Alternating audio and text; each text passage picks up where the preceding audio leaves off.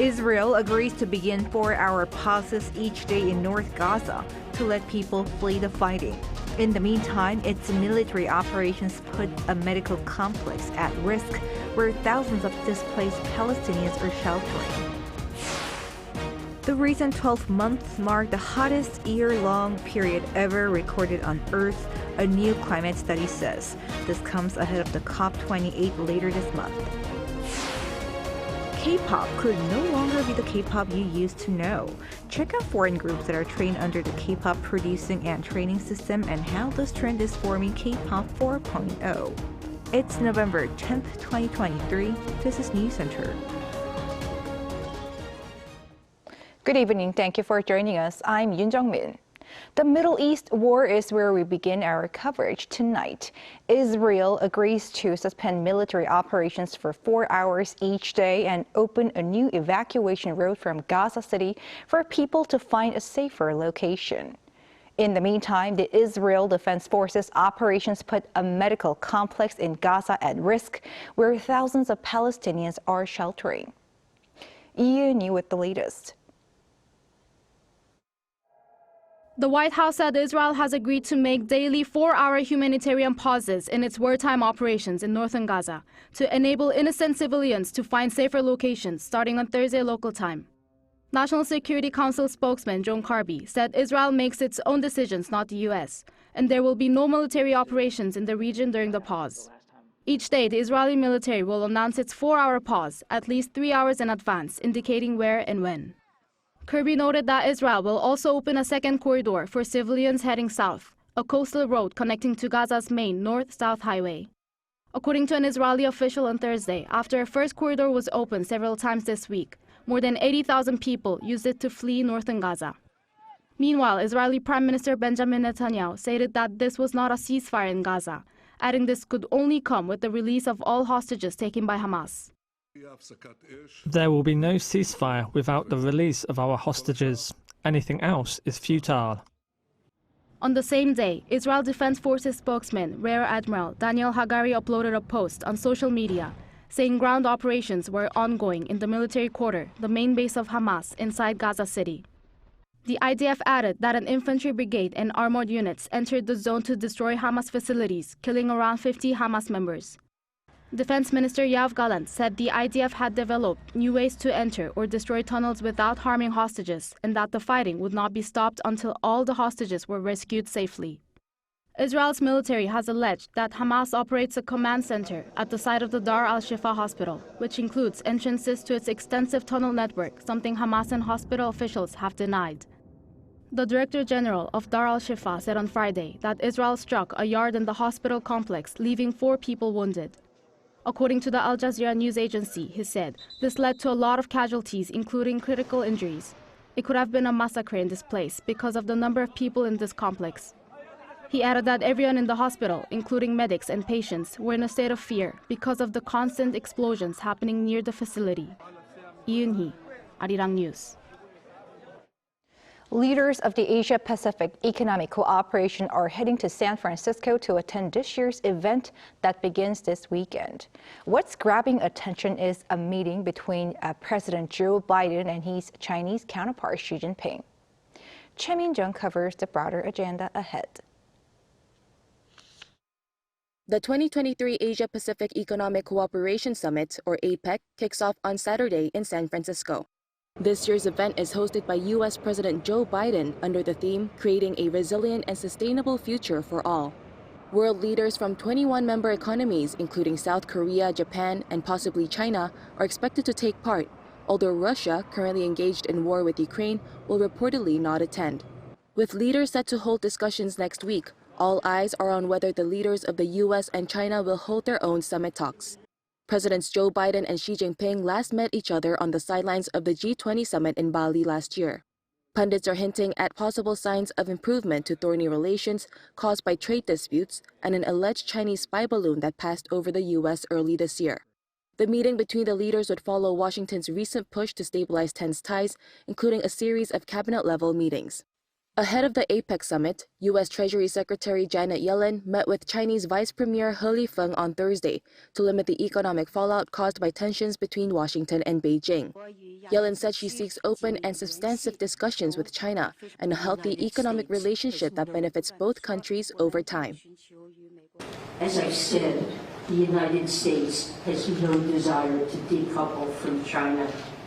A full separation of our economies would be economically disastrous for both of our countries and for the world. Her Chinese counterpart in response said Beijing is also seeking effective measures to improve their economic and trade relations. Meanwhile, also taking place next week is the APEC CEO Summit, bringing CEOs and entrepreneurs together for dialogue on global opportunities and challenges that are shaping economic, environmental, and societal trends in the region. The 21-member economies are home to around 3 billion people and represent approximately 62% of world GDP and half of the world's trade. Choi Min-dong, Arirang News.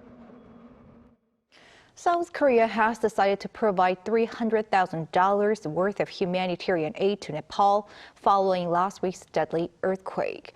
Announcing the plan, Seoul's foreign ministry said Friday that the government hopes to support the people of Nepal who have suffered damage from the earthquake and help them quickly resettle. At least 150 people have been killed and over 300 injured after a 6.4 magnitude earthquake struck remote western Nepal last Friday. Scientists worldwide say 2023 is set to be the warmest year in recorded history. This is creating a greater sense of urgency for climate action leading up to COP28, which will be held later this month in the United Arab Emirates. Chung Eun-ju has more. Climate scientists from the European Union said Wednesday that 2023 is on track to be the planet's warmest year in recorded history.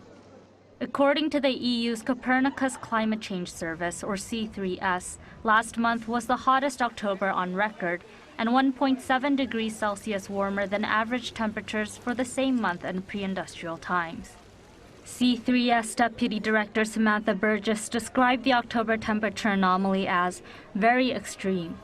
When we combine our data with the IPCC, then we can say that this is the warmest year for the last 125,000 years. The heat is a result of greenhouse gas emissions combined with the emergence this year of the El Niño weather pattern, which warms surface water in the eastern Pacific Ocean. According to C3S, the global average temperature from January to October this year was the highest on record. The previous record was 2016, another El Niño year. Climate Central, a non-profit science research group, also reported that the last 12 months were the hottest ever recorded on Earth. Over the course of the year, 7.3 billion people, or 90% of humanity, reportedly endured at least 10 days of high temperatures that were at least 3 times more likely because of climate change. Burgess emphasized the pressing need for urgent and ambitious climate action leading up to the COP28 Climate Summit. COP28 is the 28th annual United Nations climate meeting where governments will discuss how to limit and prepare for future climate change. The summit is being held in Dubai, the United Arab Emirates, from November 30th until December 12th. COP28 aims to keep alive the goal of limiting long-term global temperature rises to 1.5 degrees Celsius, which was agreed by nearly 200 countries in Paris in 2015. Additionally, COP28 will concentrate on quickly moving to clean energy sources, decreasing greenhouse gas emissions before 2030, delivering money for climate action from richer to poorer countries, and working on a new deal for developing nations. Chung Eun-ju, Arirang News.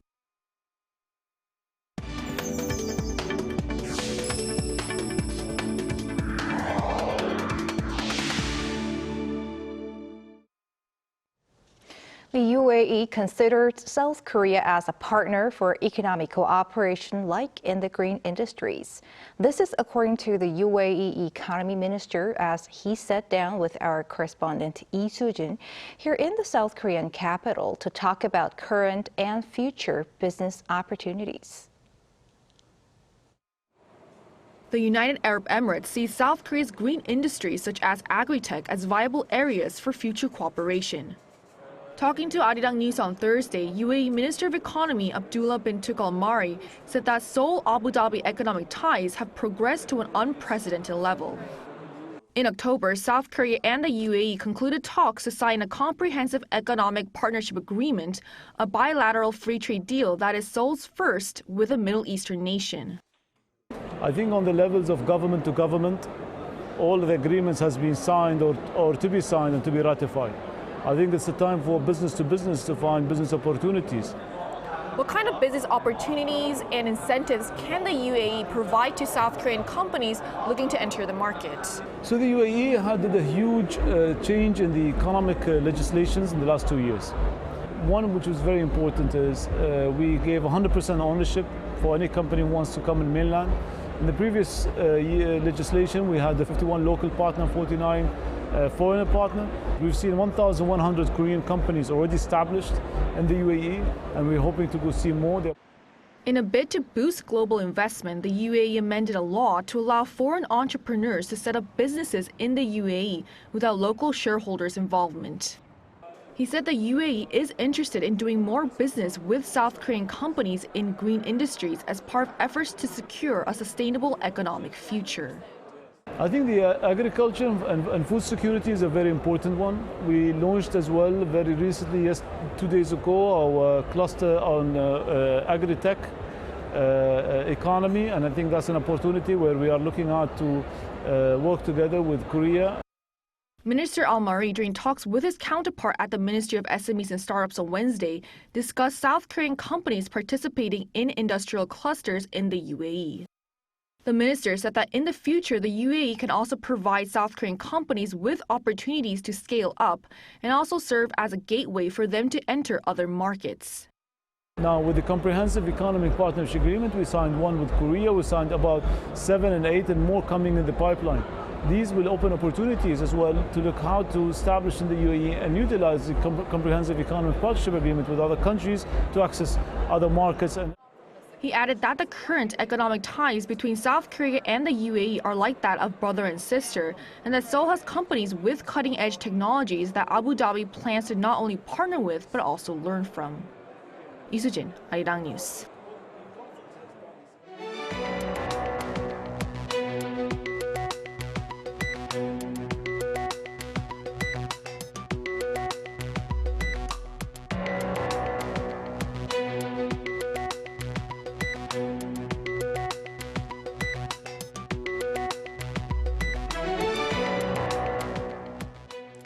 Following the opposition-controlled National Assembly's approval of contentious bills yesterday, including the pro-labor yellow envelope bill, unionized workers will hold a mass rally this Saturday to demand its swift implementation.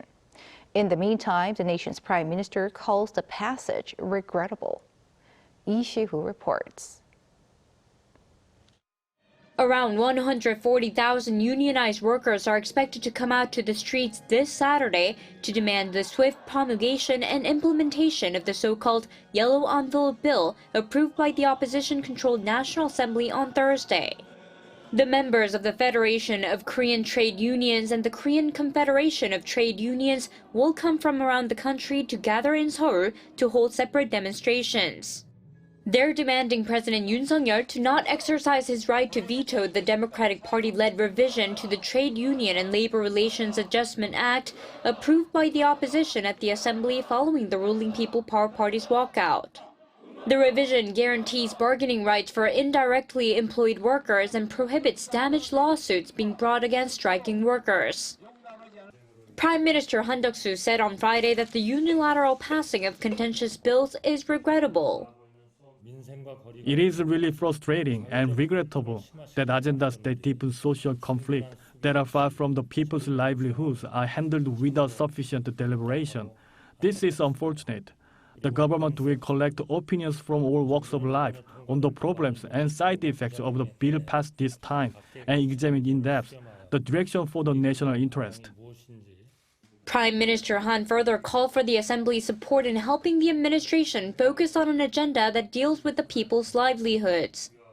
Amid the possibility of a presidential veto of the Yellow Envelope Bill, Chief Presidential Secretary Kim Dae-gi said the legislation hasn't yet been transferred to the administration. When this happens, it will consider many opinions, Kim said, responding to DP's related question at the Assembly on Friday. The PPP said on Friday that it will suggest a presidential veto. Lee Si-hu, Arirang News. In efforts to revitalize South Korea's agricultural industry, President Yoon Suk-yeol vows to transform the industry into a high-paying occupation through digitalization and the use of artificial intelligence. The president attended a Farmers' Day ceremony on Friday, a day that is normally celebrated on November 11th. There, he said Middle Eastern countries have been trying to work with South Korea's smart farm technology and requested that farmers here in the country pay great attention to the technology. He also cited the government's 2024 budget proposal, saying that it's looking to increase the budget for farms in need of support to recover from natural disasters. For 3 months in a row up to October, there has been a net outflow of foreign investment from South Korea. Data from the Bank of Korea released on Friday shows that offshore investors last month sold around $2.8 billion worth of listed stocks and bonds. This marks the largest net outflow since April of last year. It is also the third consecutive month that foreign investors have been net sellers of Korean stocks. A bank official says foreigners' net stock selling came amid risk aversion triggered by the Israel-Hamas conflict. South Korea's Booker Prize-winning author Kang has won the French Prix Médicis Award, this time for foreign literature, with her novel I Did Not Bid Farewell. She's the first Korean author to win this award. Lee Seung-jae has details. Famed South Korean author Kang won a prestigious French literary award on Thursday for her 2021 novel I Do Not Bid Farewell.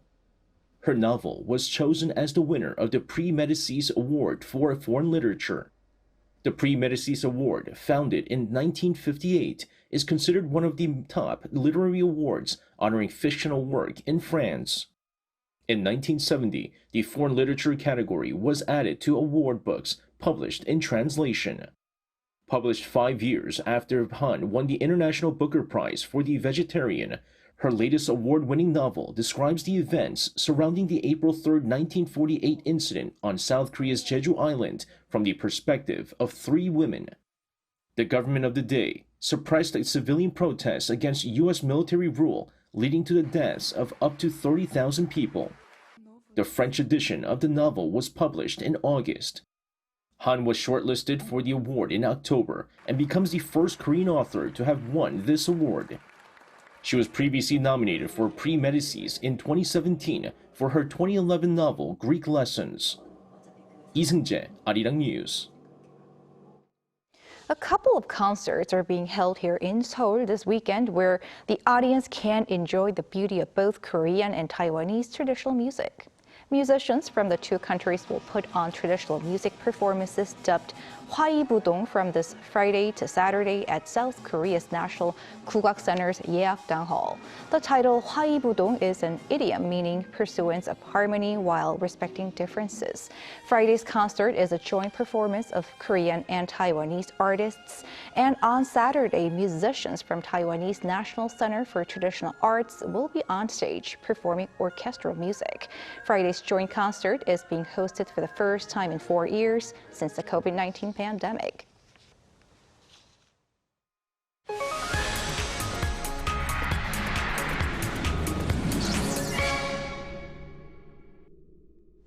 It's time for our weekly arts and culture segment. We have our culture correspondent, Song Yujin, in the studio. Welcome, Yujin. Great to be here, Jungmin. Great to have you here. What do you have for us today? So, Jungmin, guess what? I am back with K-pop again for 2 straight weeks. So while covering K-pop stories for the past 2 weeks, it really made me feel that watching K-pop evolve is really fascinating. And what I mean by this is that we're now used to seeing K-pop groups with members who aren't Koreans, but what about other groups that mirror the K-pop style? Well, I had the chance to speak with one such girl group. Let's first take a look. Hi, we are Sarvi. Get ready! 안녕하세요. 저희는 인도네시아에서 온 걸그룹입니다. Starby made their debut 4 years ago. However, they came to Korea this August as trainees. They were chosen for the Grow Together project by the Korean Foundation for International Cultural Exchange, which offers emerging overseas artists the opportunity to train in Korea. Over the last 4 months, these girls underwent the rigorous training that K-pop trainees go through, with hours of vocal lessons and dance classes every day. In Korea, usually they have like a longer time session for the training, and they gave us a lot of time to practice by ourselves. In Indonesia, we always practice with the teacher, so like it's like a different method where Korea makes you like grow and learn from yourself, and it like. Starby represents the new era in K-pop, dubbed as K-pop 4.0. The initial era involved tailoring Korean artists to match the trends in other countries, such as BoA's success in Japan during the early 2000s. This transitioned into the second stage, integrating non-Korean members into K-pop groups, followed by the third stage, featuring groups entirely comprised of non-Korean members. Now, K-pop is exporting its training system. The K-pop nurturing system has reached a significant milestone. Entertainment companies have implemented this system for K-pop groups, and witnessing their global success has sparked a growing interest in extending this system internationally. According to Park Chang-woo, the head of the management agency that trains Starby, this model is pivotal for K-pop's sustained global influence. Adapting K-pop to suit each country and spreading its training and management system can open up new opportunities for the K-pop industry. Overseas fans will feel a stronger sense of familiarity with the artists too. Having finished their months-long training, Starby is now going back to Indonesia. Drawing from their experiences in Korea, this is their vision. We are trying to follow the trend that's happening now, that people like the Korean K-pop groups that have a very unique genre and a very unique concept in itself. But we try to mix it up with our own nationally like Indonesian trends and also Indonesian costume like we wore today.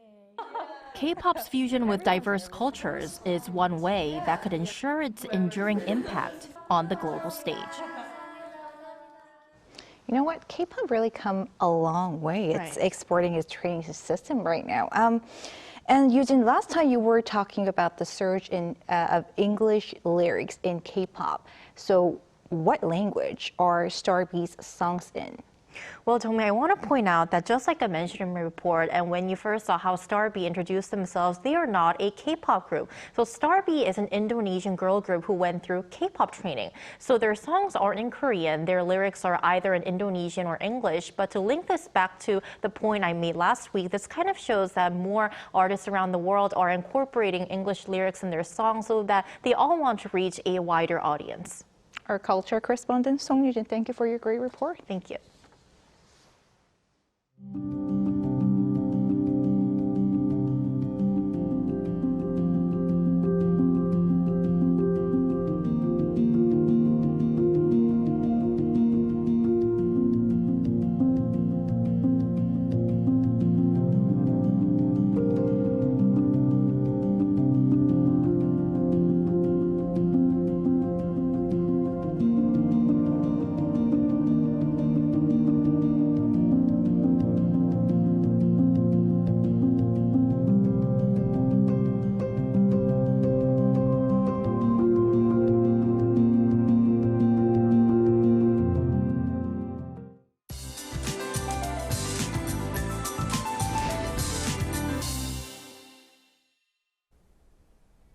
Early winter-like conditions are in the forecast this weekend.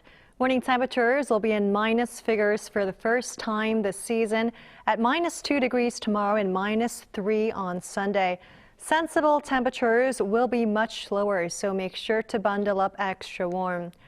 Colder spells are expected later tonight across some inland regions. From 9 p.m. tonight, eastern parts of the country and the surrounding regions will have cold wave advisories issued. In the meantime, gusty winds are expected for the coastlines of Jeollado provinces as well, with strong wind advisories in place. For these regions, winds will be gusting as fast as 20 meters per second. With lows plummeting significantly overnight, frost and ice may appear on the roads. For those out and about early tomorrow, make sure to take extra precautions out on the roads. Tomorrow, Seoul will be starting off at -2 degrees. Daejeon and Chuncheon at -3 degrees Celsius. Highs in Seoul will get up to 7 degrees. Gwangju 10, Busan will be topping out at 16 degrees. Until next Monday, morning temperatures will be staying in the negative territory. It's all for now, and here are the weather conditions around the world.